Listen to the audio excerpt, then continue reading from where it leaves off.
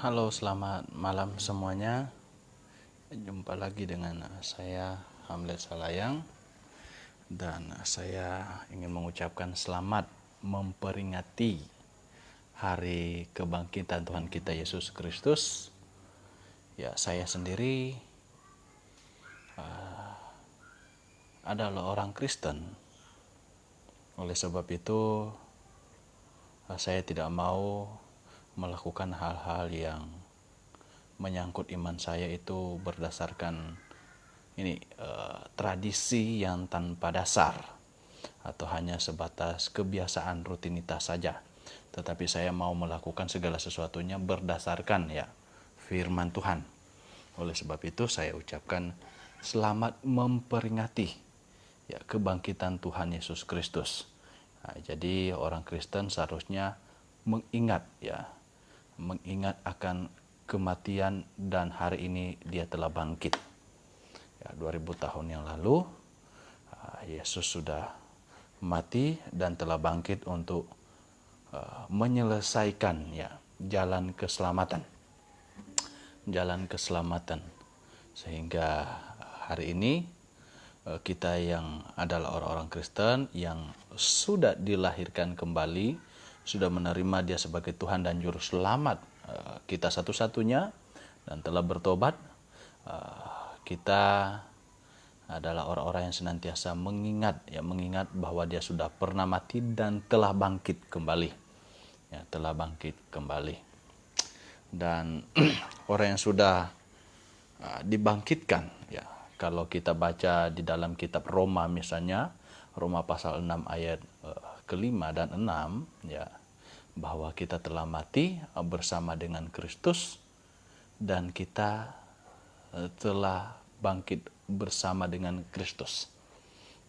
Jadi orang-orang yang sudah diselamatkan adalah orang yang sudah mati bersama Yesus dan telah dibangkitkan bersama Yesus. Jadi saudara yang dikasihi Tuhan, kita adalah orang-orang yang siap kapan saja Tuhan panggil, kapan saja kita mengakhiri nafas kita di dunia ini, menghembuskan nafas terakhir, kita pasti masuk surga. Bagaimana dengan saudara? Sudahkah saudara siap untuk masuk surga?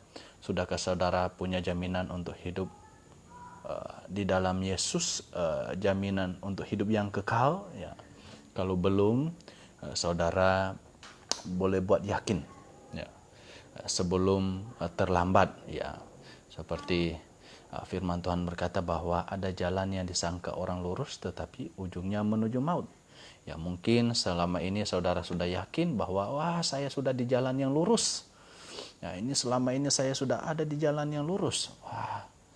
Tetapi jangan sampai ketika sudah di ujungnya saudara baru menyesal. Ternyata saya di jalan yang salah. Dan di saat itu saudara tidak mungkin bisa memutar kembali. Saudara tidak bisa memutar kembali, Anda sudah terlambat. Oleh sebab itu sebelum sampai di ujung, Anda buat yakin terlebih dahulu, sudahkah Anda di jalan yang benar sesungguhnya. Terlebih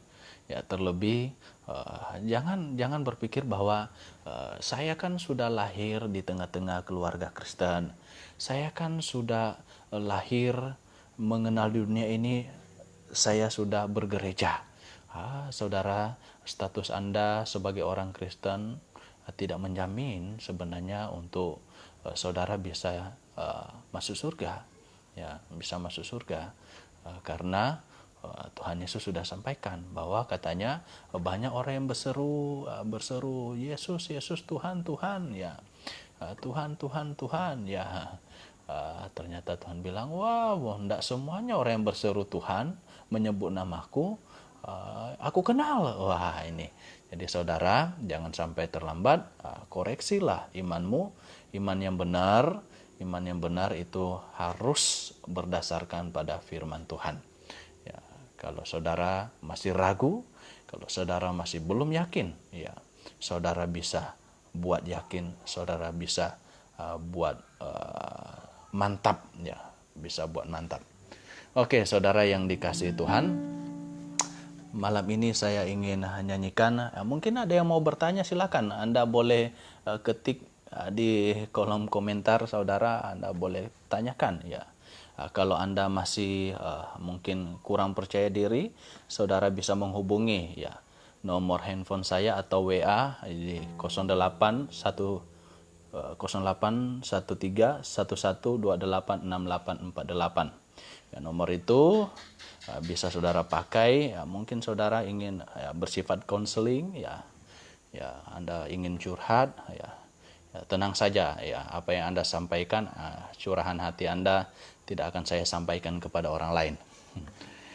Sambil menunggu mungkin kalau ada ya, saya ingin menyanyikan satu lagu buat saudara ya. Mohon maaf kalau ada yang fales-fales.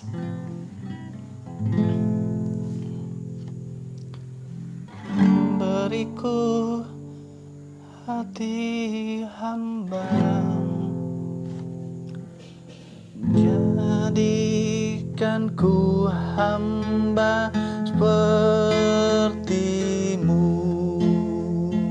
selalu hidup bagi semua, lemah lembut, rendah hati, menolong penuh kasih. Beriku hati hamba, ambil seluruh hidupku. Beriku hati hamba, ku mau dekat padamu, agar tanpa kasih-Mu.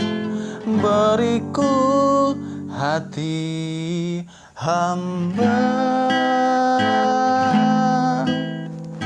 beriku hati hamba, jadikan ku hamba seperti-Mu, pancarkan kasih saling, beritakan Injil Tuhan tiasa. Beriku hati hamba, ambil seluruh hidupku. Beriku hati hamba, ku mau dekat padamu, agar tanpa kasih-Mu. Beriku hati hamba, beriku hati hamba.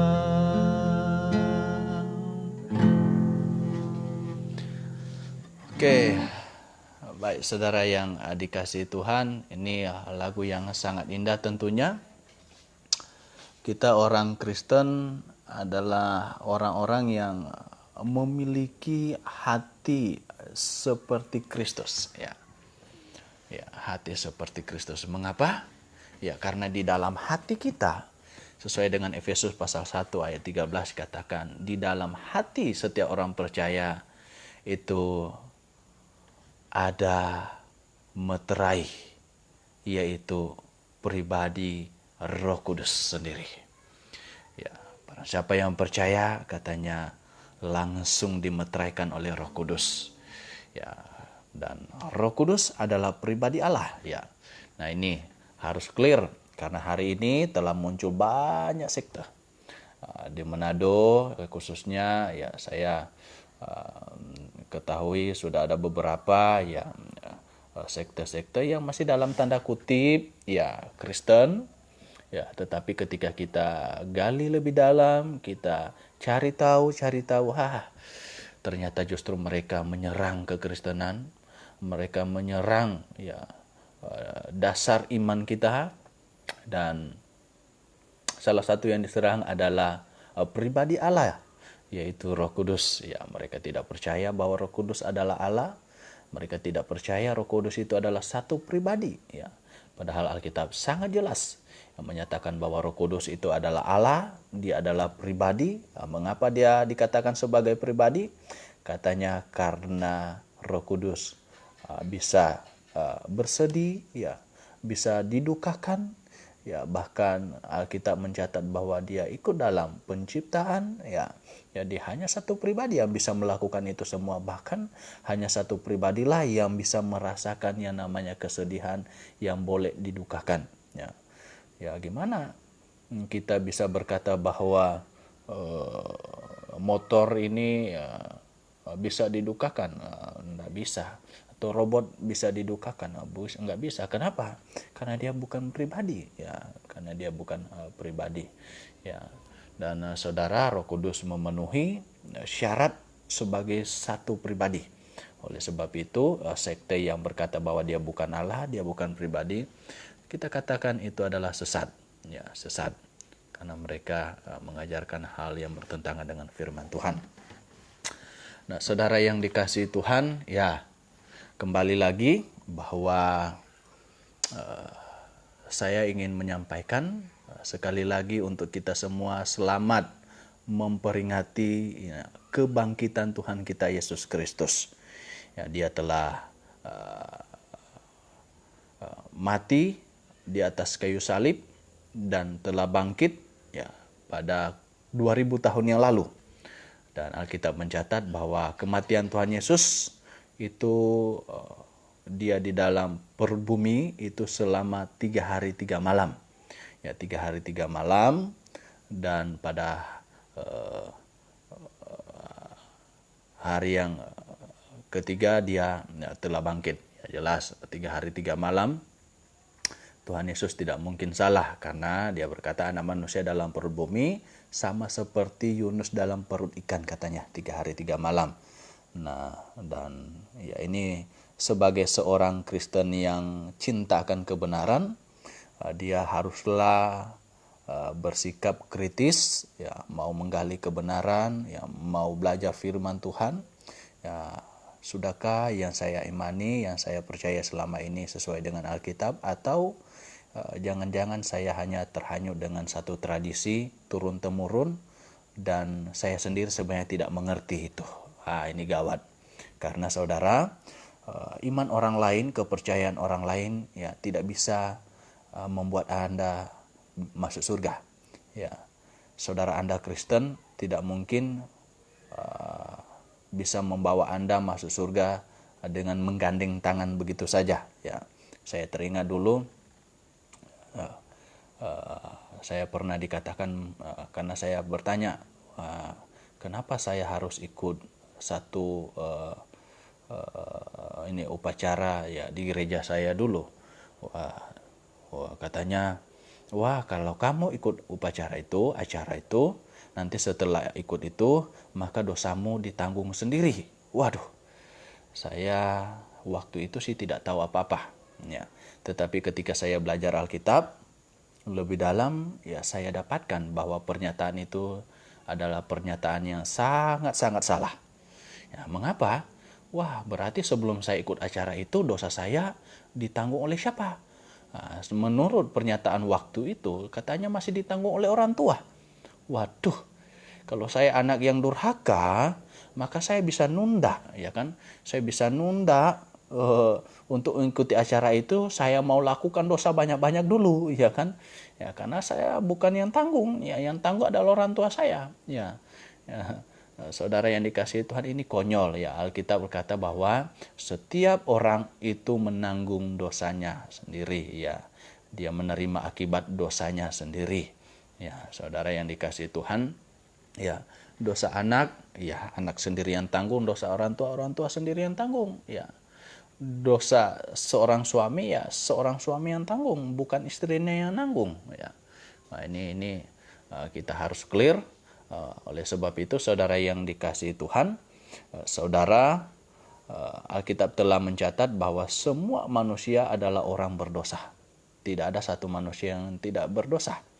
Ya, dan oleh sebab itu, hal yang mengagetkan bahwa Tuhan Yesus nyatakan juga dalam surat Roma bahwa upah dosa ialah maut. Ya, upah dosa ialah maut. Jadi fakta pertama bahwa semua manusia adalah orang berdosa.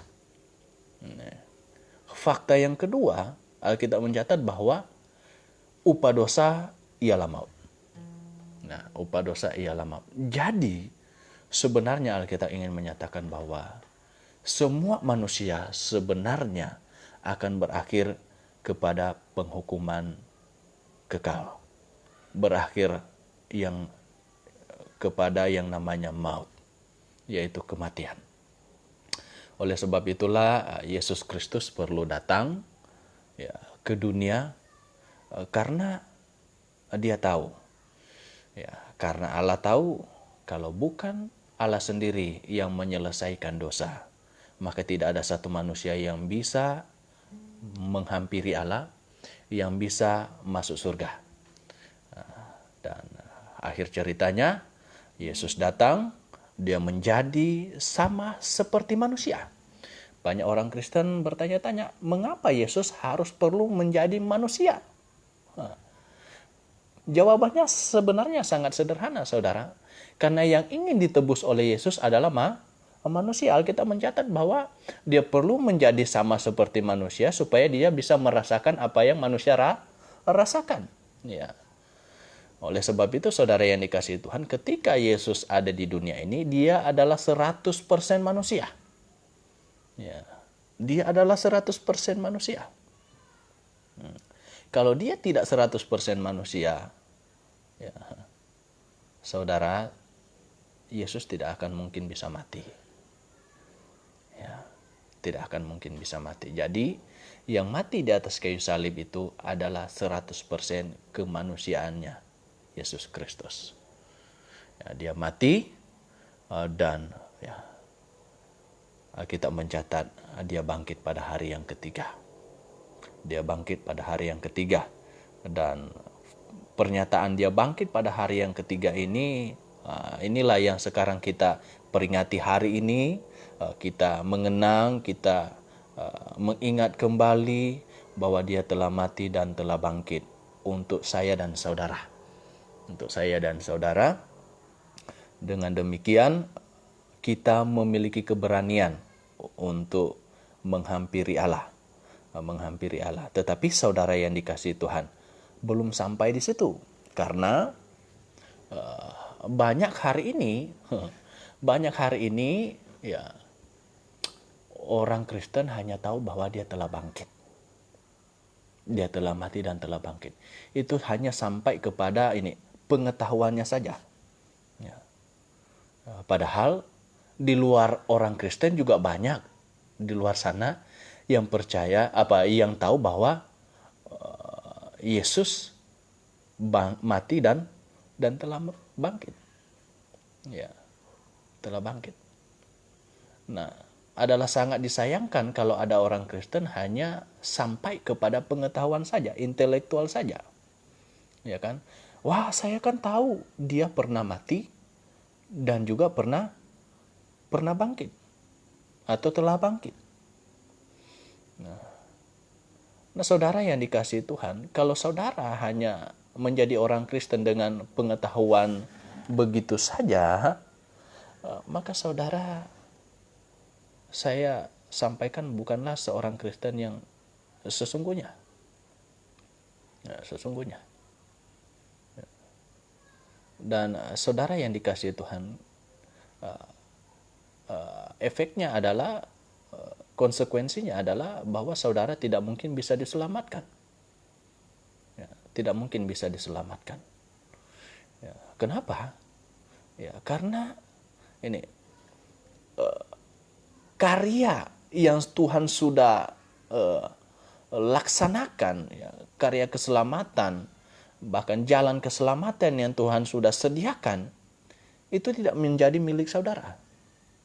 Ya, tidak menjadi milik saudara. Seperti dalam Yakobus, ya, misalnya di dalam Yakobus katanya bahwa kalau kamu hanya percaya ada Allah, satu Allah, ya, iblis pun tahu, juga percaya. Nah, saudara yang dikasihi Tuhan, jelas di sini menunjukkan bahwa ya, iblis tahu siapa Yesus. Iblis tahu bahwa ada Allah. Ya. Dan kalau saudara hanya punya modal sebagai orang Kristen, cuma ya saya tahu ada Allah dan saya tahu bahwa dia mati dan telah bangkit. Kalau hanya sampai di situ, maka saudara menjadi orang yang bukan, sekali lagi, bukan orang Kristen yang sejati. Ya. Pertanyaannya, bagaimana caranya supaya kita bisa menjadi seorang Kristen yang sejati? Kalau dalam Roma pasal 10 ayat 10, ya kan,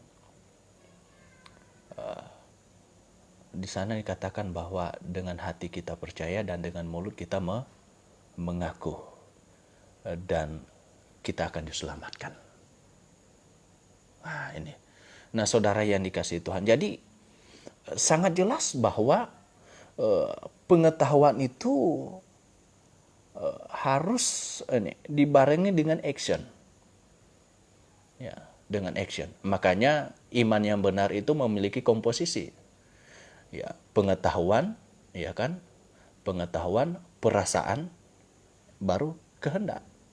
Jadi dengan Anda tahu, maka itu akan menggugah perasaan saudara, dan dari perasaan inilah yang mendorong atau menarik saudara untuk mengambil satu keputusan, melangkah, memilih, ya, yaitu kehendak.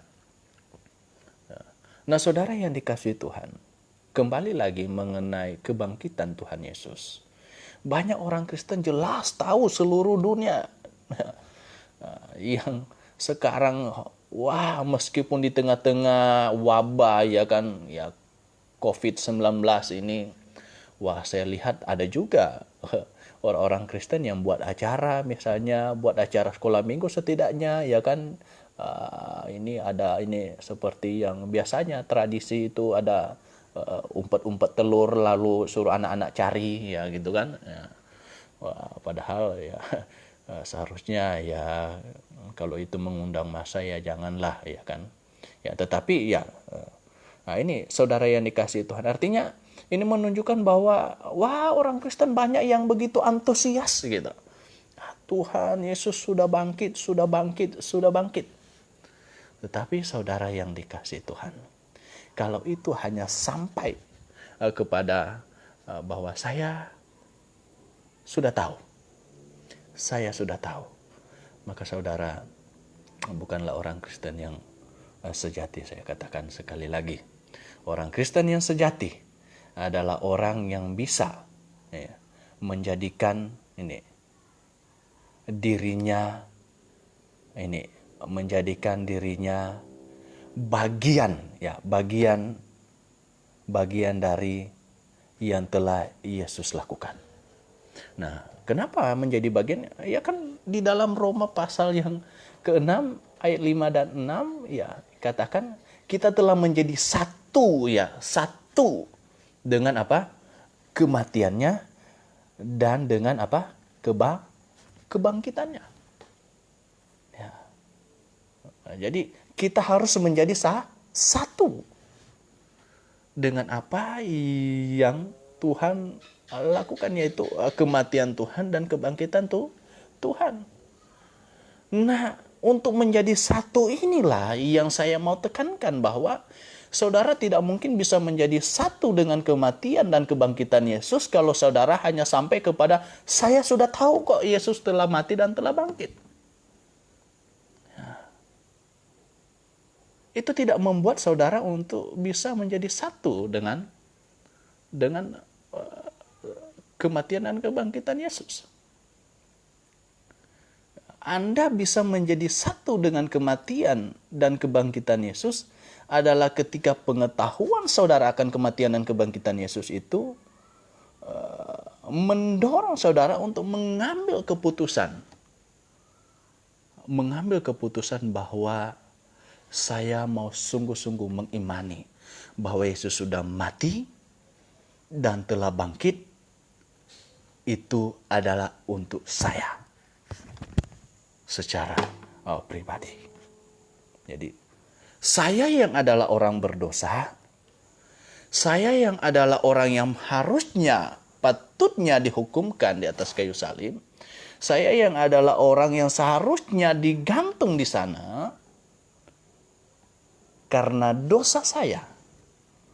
Tetapi saya digantikan oleh Tuhan Yesus.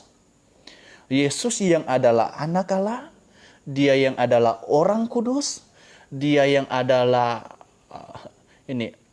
ahli waris, dia yang adalah orang benar, ya, mengambil posisi saya sebagai orang berdosa, sebagai orang yang akan dihukumkan, dan posisi saya itu ditaruh di atasnya dan dihukumkan di atas kayu salib. Dan dia memberikan posisinya sebagai anak Allah, sebagai orang kudus, sebagai orang benar kepada saya, sehingga saya di hadapan Allah Bapa, saya menjadi orang benar, menjadi orang kudus, menjadi ahli waris. Oleh sebab itu kalau kita baca Alkitab, kita menemukan bahwa kenapa Paulus menyebut ya orang-orang di Efesus, orang-orang kudus yang di Efesus, orang-orang kudus yang ada di Roma, di Galatia, di Korintus, ya. Mengapa firman Tuhan mengatakan bahwa orang percaya itu adalah ahli waris? Mengapa firman Tuhan berkata bahwa orang percaya itu adalah anak Allah? Oh saudara, itu semua kita dapatkan karena kita ada di dalam Yesus. Dan bagaimana caranya saya bisa berada di dalam Yesus? Adalah dengan mengakui bahwa Yesus sudah mati dan telah bangkit untuk saya. Dan saat itu saudara yang dikasihi Tuhan, maka saudara adalah orang yang telah menjadi satu sama dengan Kristus dalam kematian dan kebangkitannya. Jadi saudara yang dikasihi Tuhan, ya, ada orang yang tahu, sudah diajarkan, ya, sudah ikut sekolah minggu ya kan, sekolah minggu kan jelas diajarkan itu bahwa Tuhan Yesus anak-anak telah mati dan telah bangkit. Tetapi saudara yang dikasihi Tuhan, ada orang yang nanti bertobat usianya sungguh-sungguh sudah percaya Yesus dengan segenap hatinya, itu nanti sudah 60 tahun. Ya, saya sendiri diselamatkan usia saya 20 tahun saudara, meskipun saya sudah lahir besar di tengah keluarga Kristen. Tapi saya diselamatkan. Saya betul-betul mengerti kebenaran. Saya betul-betul menerima Yesus sebagai Tuhan dan Juru Selamat saya. Itu di usia yang ke-20 tahun. Jadi saudara yang dikasihi Tuhan, sebelumnya bukan saya tidak tahu bahwa Yesus itu Allah. Bukan saya belum pernah dengar atau saya tidak tahu bahwa dia sudah mati dan telah bangkit. Wah, dulu kalau lomba cari telur saya mah paling banyak dapatnya gitu. Nah saudara yang dikasihi Tuhan, tetapi saya nanti di usia 20 tahun, baru saya betul-betul menjadi satu dengan kematian dan kebangkitan Yesus. Jadi saudara yang dikasihi Tuhan, bagaimana dengan Anda? Anda sudah lama menjadi orang Kristen, mungkin Anda sudah terlibat dalam pelayanan selama ini, ya. Pimpin nyanyi, ya kan, pemuda atau di remaja atau kaum bapak, kaum ibu atau lain sebagainya, bahkan sudah terlibat dalam berkhotbah dan lain sebagainya. Tetapi sudahkah saudara diselamatkan? Sudahkah saudara telah menjadi satu dengan kematian dan kebangkitan Yesus? Kalau belum, jangan pernah menunda. Saya selalu katakan jangan pernah menunda. Firman Tuhan sampaikan dalam Ibrani, katanya selagi masih dikatakan hari ini, datang kepada Yesus, akui dia sebagai Tuhan dan Juru Selamatmu satu-satunya. Anda mengaku bahwa saya adalah orang berdosa. Saya adalah orang yang harusnya dihukumkan, harusnya dibinasakan. Tapi saya mau menerima Yesus sebagai Tuhan dan Juru Selamat saya satu-satunya. Supaya saya boleh diselamatkan. Saya boleh diluputkan dari penghukuman kekal itu.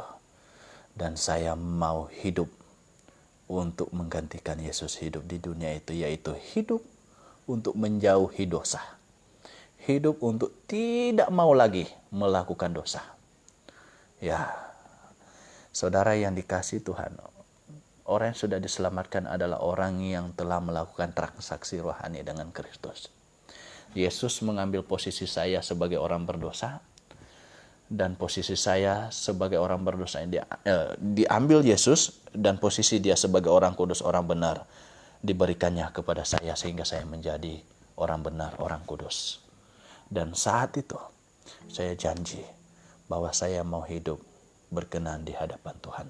Yang dulunya ya, saya mungkin pemabuk, perokok, atau sedulunya saudara mungkin seorang yang ya punya cemilan, kalau istilah halusnya punya cemilan di luar. Sekarang saya mau hidup bagi Kristus. Saya mau mempersembahkan tubuh saya untuk Kristus. Firman Tuhan katakan bahwa apa? Persembahan yang kudus. Ya, tubuhmu adalah, berikanlah tubuhmu sebagai persembahan yang kudus bagi Tuhan. Nah, saudara yang dikasihi Tuhan, sekali lagi, hari ini semua orang Kristen, atau bisa dikatakan semua orang yang ini memegang Alkitab, bersukacita, ya saya katakan bersukacita, karena tahu bahwa Yesus sudah mati dan telah bangkit. Tetapi sekali lagi, kalau itu hanya sampai kepada cuman tahu saja, tapi saudara tidak dengan sungguh mengambil itu, menjadikan itu sebagai milikmu, Anda tidak menjadi satu dengan kematian dan kebangkitan Yesus, maka itu akan menjadi sia-sia. Itu hanya menjadi pengetahuan yang sebenarnya justru lebih menambah penghukuman saudara. Ya jelas berbedalah penghukuman bagi orang yang tidak tahu tentang kebenaran dan masuk neraka, daripada orang yang sudah dengar-dengar kebenaran tetapi ujung-ujungnya dia masuk neraka juga. Jelas hukumannya berbeda. Jelas hukumannya berbeda. Jadi saudara sudah tahu tentang kebenaran, tetapi saudara tidak mengaminkan, menjadikan itu sebagai milik saudara. Wah, saudara akan memiliki tempat yang ya sudah masuk neraka, dan posisinya juga lebih buruk. Wah, saya pikir ini mengerikan sekali. Ya, mengerikan sekali. Ya, bicara tentang neraka, hari ini ya banyak sekte berkeliaran. Ada salah satu sekte ya masih mengaku Kristen juga, tetapi tidak percaya neraka. Wah, ini lucu sekali. Ya, lucu sekali. Ya, saya bingung bagaimana mereka bisa meyakinkan orang untuk bertobat kalau mereka sendiri tidak percaya neraka. Ya kan? Orang bertobat, orang perlu bertobat karena adanya penghukuman kekal, yaitu neraka. Ya, kalau nggak ada penghukuman kekal, nggak ada neraka, ngapain orang bertobat? Ya kan?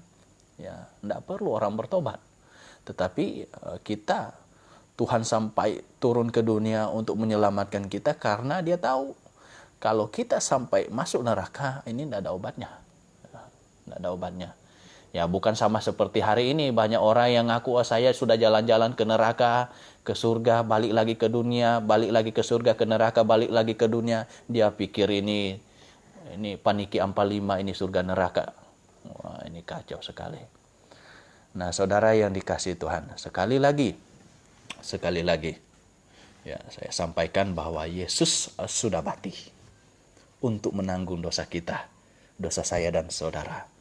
Dan puji Tuhan bahwa dia telah bangkit. Itu pun juga demi saya dan saudara. Ya, demi saya dan saudara.